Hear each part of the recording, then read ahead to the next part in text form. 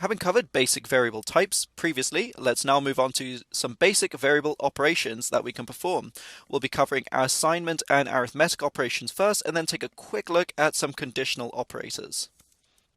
So, we'll do again all of our work in main activity. I have all the code that we wrote previously here, and I'm just going to start a new section down here. Let's call this operations. Again, we'll divide this into assignment, which is just going to be the equals, and we'll also lump in the not operator. There are going to be arithmetic operations, which are just going to be our classic addition, subtraction, multiplication, and division. There's also the modulus or modulo operator, and there's also a combination assignment arithmetic, which is going to be the plus equals, minus equals, multiply equals, and divide equals. I'll explain what those are. And then our conditional operators are just going to be the classic greater than, or equal to, less than, or equal to, whoops. Okay, we'll also have not equal to, and is operators. There are more than this, but we don't really use those other ones too often. I'd rather just talk about what the results of these operations are going to be. So we've already seen the assignment operator in action with all of these variables here. It's just used to assign a value on the right to a variable on the left. The not operator is just a way to negate a Boolean value. So for example, I could say val is door closed. Of type Boolean is going to be equal to not is door open, which is just going to take the opposite of this. So if it's true, it'll be false, false will be true. Alright, so we should know how to use these basic arithmetic operators. It's more the results of these operations that I want to cover. So if we are trying to perform an operation on, let's say, an integer and a float, we're going to get some different results, okay? The results are basically going to have to be stored in a float type variable because we can't, again, represent decimal numbers with integers, but we can represent whole numbers with floats, okay? So let's say we wanted to do something like val tomorrow's date is going to be equal to today's date plus 1. Okay, this is perfectly valid. What if we did, let's say, a 1.5? That's also valid, but if we try to store the results in an integer, then we're going to start to get errors because this is going to produce a float or a double result, okay? So again, perfectly valid. All right. Similarly, if we wanted to, let's say, subtract something from our bank balance, I could say bank balance equals bank balance minus, let's say, 5, okay? Perfectly valid because whole numbers can be subtracted from floats. Let's say I tried to do a 5.5. Now this is going to throw me an error because 5.5 is a double, and this is a float, and we're trying to store the result in a float variable. So if we did a 5.5f, the issue is solved. If we were just doing an item cost, actually this is a constant, so we can't use this one, but if we were to add a double to it, that would be fine. If we were to try to add a float to it, not really fine. We're going to have to convert to a double first. And again, if we try to add an integer value, that is perfectly fine as well. Okay, so for the modulus operator, for those of you who've never seen this before, this is basically a way to perform a division and return the remainder. So let's say we had 28, and we're trying to divide this by 5. Well, in this case, if we try to divide by 5, it would give us the result of 5 with a 3 as a remainder.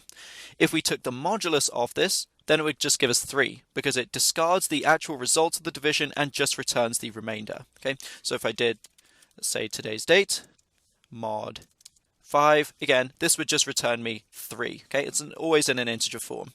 So that's what that is. Let's just say val mod today's date. Okay.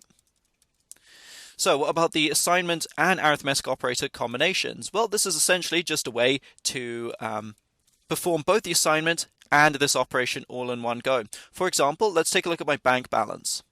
So in this case, I'm taking its current value and I'm subtracting 5.5 from it. I could do this all in one go just using the arithmetic and assignment operator combination by doing something like this. Actually, I'm just going to copy that and paste this. I'll just do bank balance minus equals 5.5f. Okay, this does exactly the same thing as above. It's basically saying bank balance is equal to its current value minus 5.5. And the same goes for plus equals, multiply equals, and divide equals. They all work in exactly the same way, obviously with their respective operations, of course. So those are your basic operations. Let's take a quick look at some of our conditionals. I'm not going to provide a bunch of examples because we will study these in greater detail when we get to the control flow. But basically this just returns, actually all of these return true or false because we're comparing two values. They could be comparing two variables. They could be comparing two primitive or literal values like this.